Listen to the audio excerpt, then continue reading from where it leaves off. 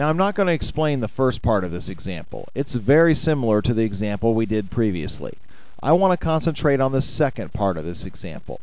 In the second part of this example, we have a freely moving charge with a charge of negative 0.21 millicoulombs and a mass of 3.1 kilograms. It is initially given a velocity of 15 meters per second away from a stationary particle whose charge is positive 0.45 millicoulombs. It's initially 33 centimeters away from this fixed charge. And the question is, what will its distance be away from the fixed charge when it stops? Why do we expect the moving charge to stop? Well, think about it. The moving charge is negative, the fixed charge is positive. They attract one another. The moving charge has an initial velocity away from the fixed charge, but the fixed charge will be constantly attracting it back. So the moving charge will lose speed until it eventually comes to a halt and then starts traveling back towards the positive charge, which is attracting it.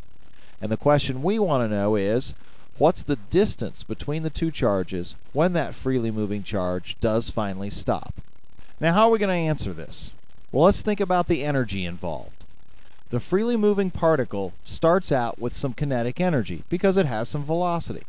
Now, as the fixed particle starts attracting the freely moving particle back, its speed and therefore its kinetic energy will decrease. The point at which the freely moving particle stops will be the point at which its kinetic energy is zero. So if we can figure out when the kinetic energy will be zero, we can figure out the distance at which it will stop. Well, if we need to figure out when the kinetic energy is zero, we need to figure out the initial kinetic energy. That's pretty easy. Kinetic energy is 1/2 mv squared, so the initial kinetic energy of the freely moving particle is simply 1/2 times its mass, 3.1 kilograms, times its speed squared, 15 meters per second. When you work that out, that works out to 350 joules. Alright, so the initial kinetic energy of the freely moving particle is 350 joules. What does that tell us? Well, when it comes to a stop, it will have lost all 350 joules of that kinetic energy. Now, if it's going to lose 350 joules of kinetic energy, that kinetic energy can only go one place. It can only go into potential energy. So, if the kinetic energy is going to decrease by 350 joules, that means the potential energy is going to have to increase by 350 joules.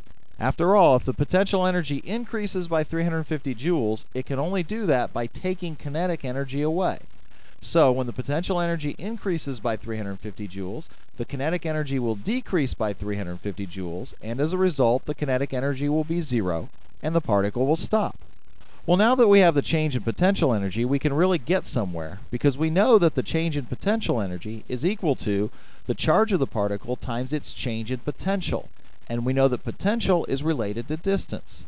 So calculating the change in potential will be very helpful here. Well, the change in potential energy we know, that's 350 joules. The charge of the moving particle is negative 0.21 millicoulombs, or in SI units, negative 2.1 times 10 to the minus 4 coulombs.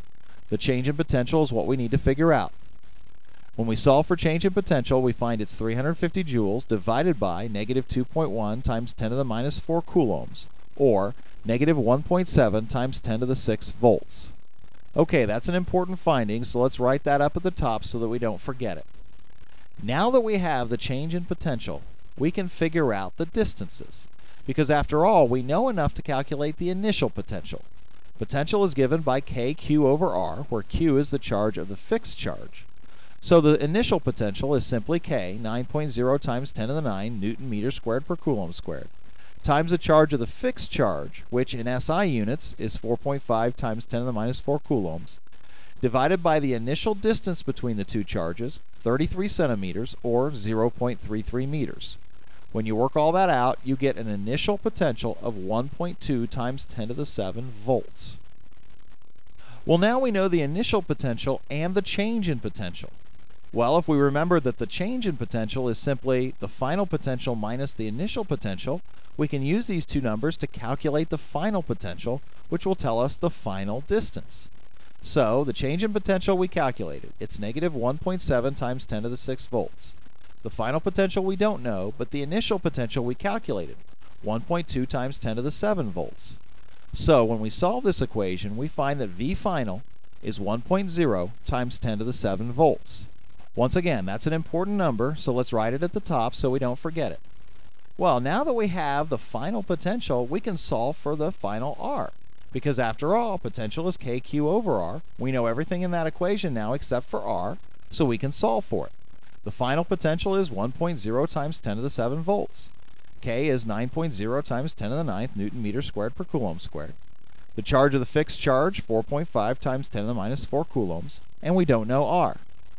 So when we solve this equation for R, we find that R is 9.0 times 10 to the 9 Newton meter squared per coulomb squared, times 4.5 times 10 to the minus 4 coulombs, over 1.0 times 10 to the 7 volts, which is the same thing as a Newton meter per coulomb. The newtons cancel, one of the meters cancel, and the coulombs cancel, and R is 0.41 meters.